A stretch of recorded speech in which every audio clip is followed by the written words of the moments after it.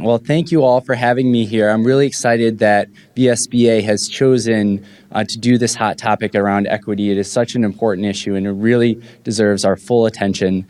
And I'm glad to be here today to share a little bit of some of the background context nationally at the state level to kind of, as background as we dive deeper into issues in individual schools around the state of Virginia. So I'm really happy to be here and to share some background information and data with you all this morning. Just as a little bit of background, many of you may not be familiar with the Commonwealth Institute. We're a research and advocacy nonprofit organization located in Richmond, Virginia, and we really focus in on state economic and fiscal policy. And when we heard Scott mention that lens of equity, that is how we try to look at all of the state policies that we're examining. We really want to kind of tease out and better understand when a new law is being proposed or a new budget is being put forward, what is the impact going to be on low and moderate income Virginians? And that is really how we approach our work and our analysis and advocacy. A little bit more about myself. I am a graduate of a Title I high school. The high school I attended had just above a 50% graduation rate. So this is a very important issue to me, seeing potential consequences of not being able to graduate. All of the friends I had growing up being able to earn a high school degree and go on to college or to go on to the career of their choice. So I'm really grateful that VSBA is having a conversation around this today. So today I'm going to cover a few topics. First, I'm going to kind of describe what we mean when we say equity in an educational sense and highlight why that's so important. I'm actually going to borrow a little bit of the language from the National School Board Association has an excellent primer on equity, which I think they do a great way of kind of laying the groundwork for that. And I highly recommend that report, and I think that it's probably a good thing for us to share. After that, I'm going to highlight some national statistics and then hone in on Virginia-specific information and then discuss some advocacy opportunities that are available right now in the state for us to begin advocacy for. So when we talk about equity, I think it's an important distinction to realize that we are differentiating from equality. There's a difference between equal staffing and equal funding and equitable staffing and equitable funding. Going from that report from the NSBA, I'm going to just read quickly their definition of equity. Educational equity is the intentional allocation of resources, instruction, and opportunities according to need. We recognize that based on factors including, but not limited to, disability, race, ethnicity, and socioeconomic status, students are deprived of equitable educational opportunities. This requires that discriminatory practices, prejudice, and beliefs be identified and eradicated. And in that same report, I think they have a good example that is somewhat more relatable to try to put this in a context that we can understand. If a school division were to have the policy of having one reading specialist for every elementary school, we might say that that's equal. That is an equal staffing of reading specialists within schools. But if school A has 15 students that are reading below reading level and school B has 250, then having one reading specialist in each of those schools would not be equitable. And so it's really understanding that we can't just base the decisions based on enrollment. We have to be looking at the specific needs of the students in the schools. And this is very important because we're not just talking test scores. As a lot of research has demonstrated, there are serious downstream consequences for not being able to provide educational opportunities to advanced students at an early level. This is a quote from that same report provided by Nobel Prize winner in economics James Heckman. Inequality in early childhood experiences and learning produces inequality in ability, achievement, health, and adult success. And many studies have gone on to show that early struggles in reading lead to lower graduation rates. And later, and not graduating from high school has very serious impacts on the ability to earn an income above the poverty threshold.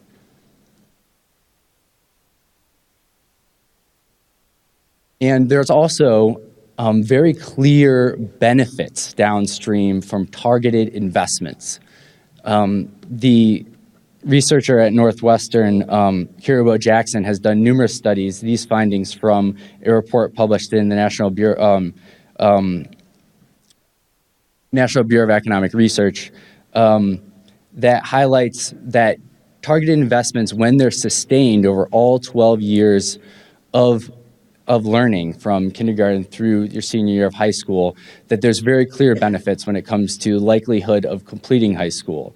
Ability to have increases your earnings, reduces the likelihood that you will be living in poverty as an adult, and that these impacts are significantly larger for low-income students as opposed to just generally applied. So when they're targeted to divisions and schools with the highest concentration of poverty, they have the greatest impact. So now I want to transition to some national information. The NAEP scores for 2017 were released just a couple of weeks ago, and what we've seen is it was kind of a flattening out of the recent scores. Nationally, there was not large changes for the math and reading scores, largely holding similar, and what has been kind of a gradual increase over time in test performance, but kind of flattening out in more recent years. But one thing that was definitely true when we look at the NAEP scores is that the achievement gaps that exist between racial groups and between students from socioeconomic or English language learners or students with disabilities are still very wide. This is a line graph showing from 1990 to 2015, and if you add in 2017, you'd see very similar information where the top bar, the colors show up correctly, that dark blue bar are white students, the orange bar are low-income students, and the purple are Hispanic, and the light blue are African-American students. And so over time we see, while there's gradual progress, these achievement gaps have been maintained. That gap in 1990 between white and black students was 33 points. In 2017, that gap is 29 points. So 4-point progress over, almost 30 years. So it's been a continued lack of progress as far as improving test performance for many groups of students across the country. And if you look at Virginia, that gap in 1990 was 29 points, and 2016 is 26 points. So very similar, slightly above the national numbers, which is typical for most of the NAEP categories, but still maintaining very large gaps in student performance. And that's also true for graduation rates, as we see here. That still, it's not just tests, it's also likelihood to complete high school. So why have we made such limited progress in addressing some of these achievement gaps? And there are many reasons, and one that I'm familiar with and wanted to share with you all is when the financial strain of the recession hit, we saw a dramatic drop-off in state and, for a bit, local investment in public schools as they were trying to manage their own internal budget crises. And we saw that local governments have largely come back, from a national perspective, back to where they were if you look at inflation-adjusted per-student spending. But state governments are still far below where they used to be. And that has very large distributional impacts because state governments are the ones who target a lot of the funding. In addition to the Title I funds that the federal government does, they have a lot of programs that are specialized to go to English learners or to free lunch students. So when the state makes their cuts, they're impacting those very programs that help these students. And in addition to that, there's also distributional impacts when the state pulls back, because not all local governments have the ability to fill in for state reductions. Certain communities have more resources, so they can raise property taxes or have other sources of revenue to fill in for those cuts, where in the highest poverty communities, they really don't have the resources to fill in. So there's very large distributional impacts when the state pulls back in support. And we see very real impacts when it comes to staffing. One of the main items when it comes to school budgets. If from a national perspective, the number of staff in schools is actually down by 135,000 jobs, while enrollment has grown by 1.4 million. So what this means is less specialized staff in school buildings, larger class sizes, and an inability to provide as attentive services for students. And it's not just in staffing, it's also the availability of curriculum. I think that there's the expectation that perhaps, because of the ability for hard-to-staff schools to attract teachers or to offer certain courses, advanced level coursework is not available in all high schools. As you see in the slide up here, that when you look at chemistry, it's only 3/4 of classes have a chemistry class. And it drops down to 50% for calculus and just about 2/3 for physics. So a lot of these advanced course classes that are almost universally available in low poverty schools are very limited in higher poverty schools. And it also is true when it comes to teacher certification.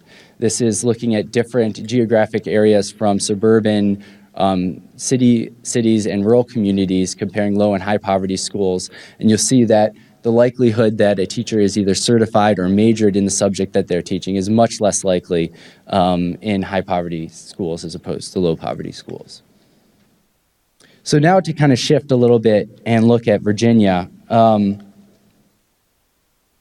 Virginia kind of fits that national trend where local governments have filled up and started bolstering support for public education, but the state is still down by almost 11% per student in inflation-adjusted numbers. And we see this drop-off, and there's a national report that the Education Law Center puts out that looks at school funding formulas and kind of teases out how states are doing compared to one another. And when we look at their effort, this is the amount of investment in public education relative to the local GDP of the state, you'll see that drop-off that occurred during the recession, where we went from about average to down to F during 2010 and that area where we really were struggling. And that was kind of the height of the spending reductions, that when they impacted at their height in 2012 were over $1 billion. And we've had this gradual recovery, but it has been very gradual, and we are still not back to where we used to be in terms of state investment in public schools. And we've had very similar, as what we mentioned on the national level, staffing impacts.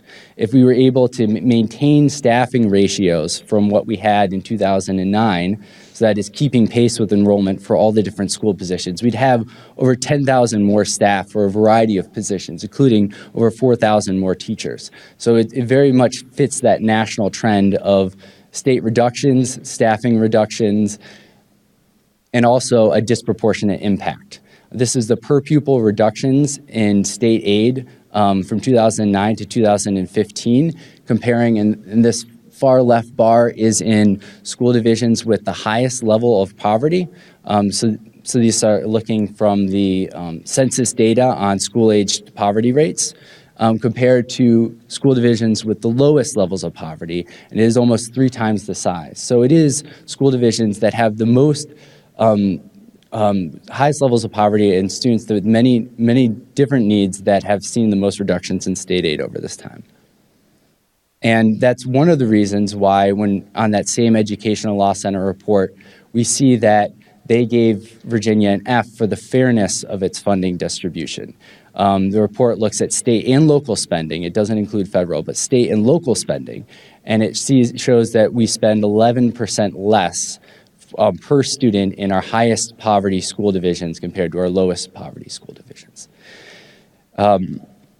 Part of that is a large reliance on local governments to fund schools. And not all localities have the ability, as I mentioned, to go so far above what the state requires.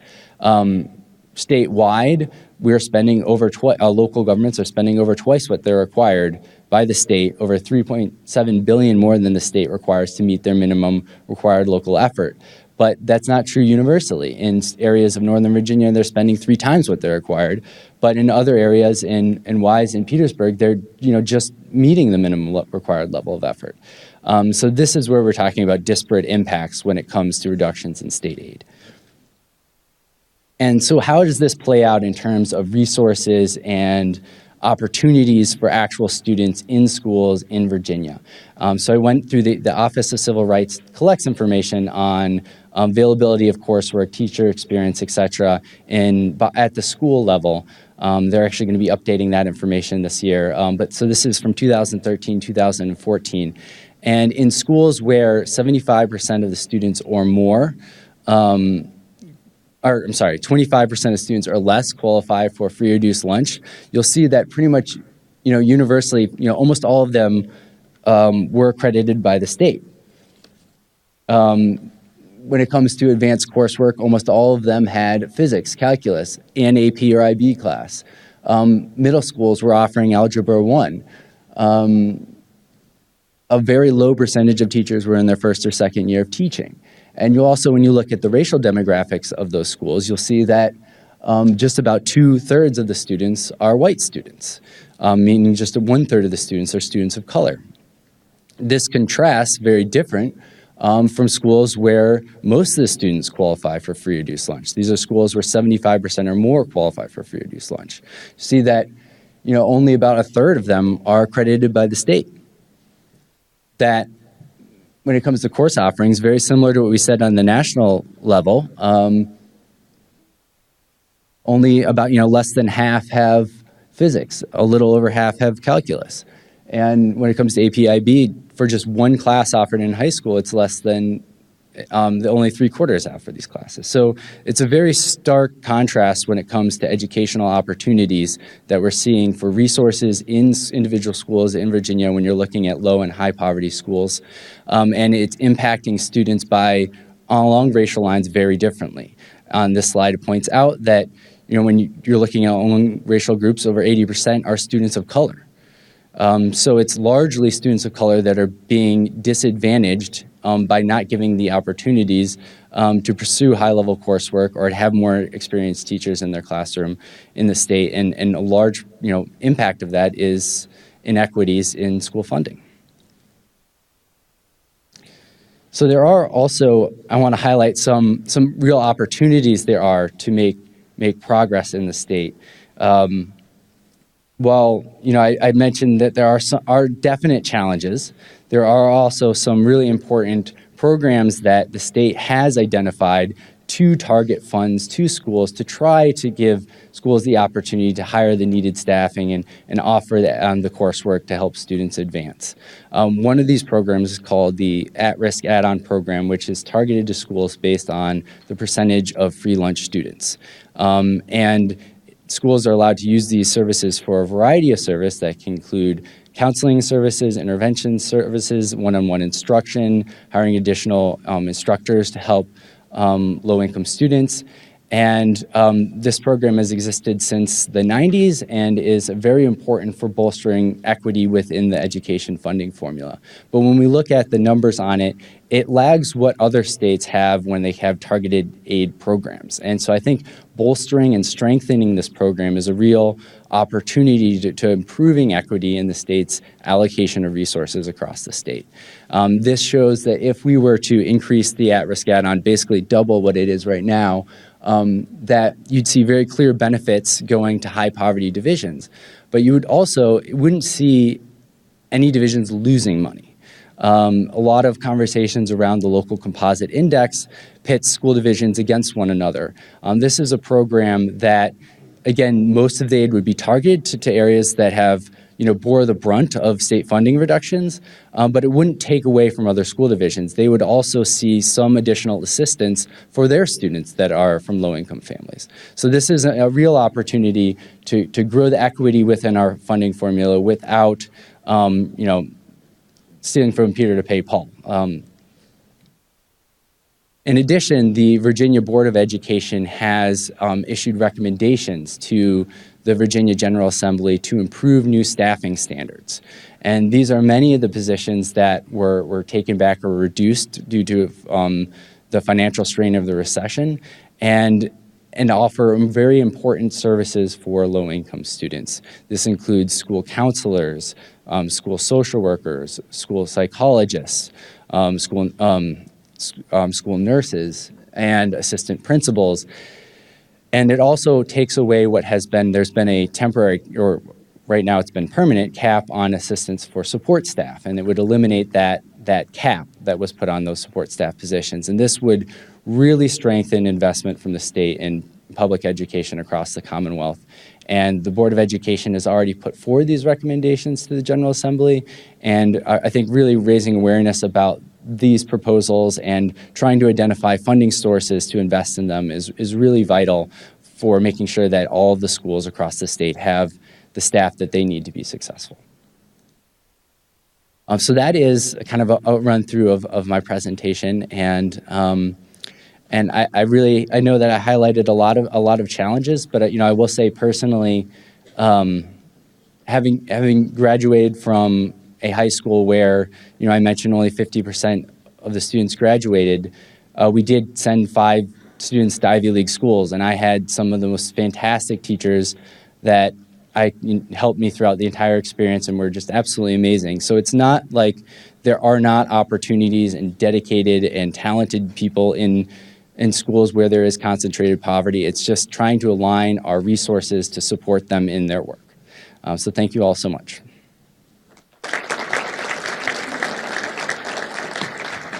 There is a new mandate from the U.S.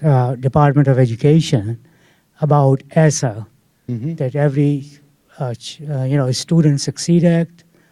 And according to that act, the school divisions are really mandated that they provide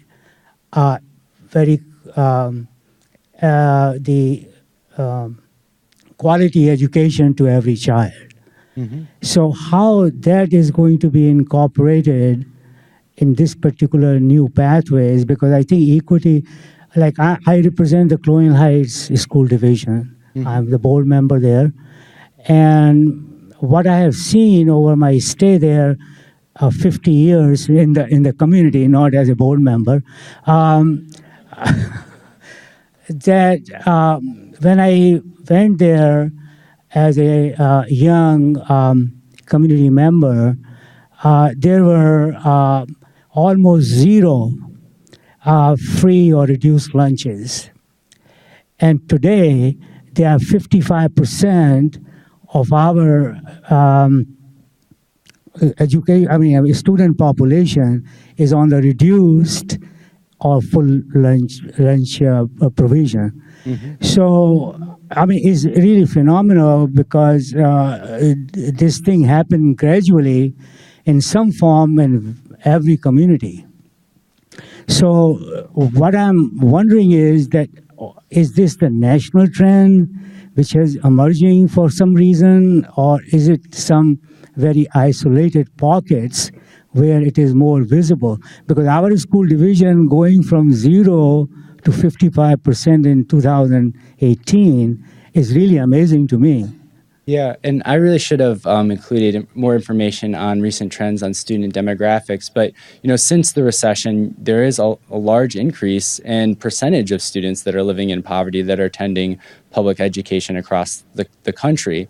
That's a particularly stark growth. So obviously that there was a change in income levels within the community, but nationally there has been an increase of students living in poverty in public education. And at the same time, we're also seeing an increase both nationally and in Virginia of concentrated poverty, of schools that have really, really high percentages of students that are on free or reduced lunch. The number of schools that were 75% free or reduced lunch from 2003 to 2015 is when we got the data source for, or maybe it was 2014. That number doubled. So there has been a large increase of very concentrated poverty in schools, and that really heightens challenges that those schools face recruiting and retaining teachers and achieving positive outcomes. So I think the point which I'm trying to make is that this particular problem of making investment in the staffing, that's definitely an issue, but it really is not going to address the problem. This is my very sincere feeling. Yeah. The United States spends billions and billions of dollars on education. and the score at the end of the 12th grade it still doesn't match international standards. So my point is that school divisions really are doing their best. They are putting a lot of effort, but I think the problem is a little bit more diverse, and therefore it has to be attacked in a more concentrated way where staffing is not the only solution. Yeah, I agree absolutely with you. I think there are very many strategies to addressing these challenges, and one of them is targeted funding, and that has been proven in national studies looking across states that have made those improvements, seeing positive outcomes for students. So I do believe that is a very important and effective strategy. But another challenge is just the presence of concentrated poverty and encouraging diverse, balanced schools. That is another aspect to this equation that I didn't necessarily touch on too much in this presentation. But looking at your schedule, I believe that Professor Genevieve Siegel-Hawley will be talking later. Is she still on the schedule? Yes. And she will be raising up a lot of those challenges and discussing solutions in those areas. So I think that's an opportunity to kind of go and explore some of those other ways for improvement. I just wanted to make a quick comment. I thought your slide on the reduction in state funding, which was a nationwide trend, but it's very true in Virginia, where we're spending $600 less per pupil. And when we talk about equity, the composite index formula is a fairly good equity distribution of state money. But across the country and in Virginia, it's unconscionable for us to be spending less per pupil for education, for cutting staff when we're adding students. We have to rise up as a country, as a state, as a Commonwealth to adequately fund education. And it's our job as school board members to make sure that in every election that is a prominent issue. So at the end of your presentation, you offered a couple of opportunities for advocacy, which were awesome. It appeared to me that those opportunities were mostly opportunities to interact with our legislature and make legislation changes, yes, which obviously we are trying to do and moving slowly at. Do you have advocacy or suggestions on things that we can do outside of dealing with just our legislatures, things that a local school board could do with its locality or things that we as a state school board could be doing despite what the legislature might decide upon? Yeah, and I think that is really that second aspect of that question when it comes to the diversity of schools within the divisions. I think that is where localities can make a lot of really important decisions. And I know that there's a lot of challenges when it comes towards deciding who goes to what school, and that is a very difficult conversation to have, but trying to come up with expectations or standards around not having certain schools be 80 to 90% free or reduced and other schools 10 to 15% free or reduced, and looking at the kind of the decisions that could be made to kind of try to improve that, whether that's looking for regional school opportunities. Oftentimes building new schools can create opportunity to create new standards that include free or reduced lunch, or if it's looking at school zones within the school divisions. I think that is a really good vehicle for improving equity within school divisions. Yep, thank you.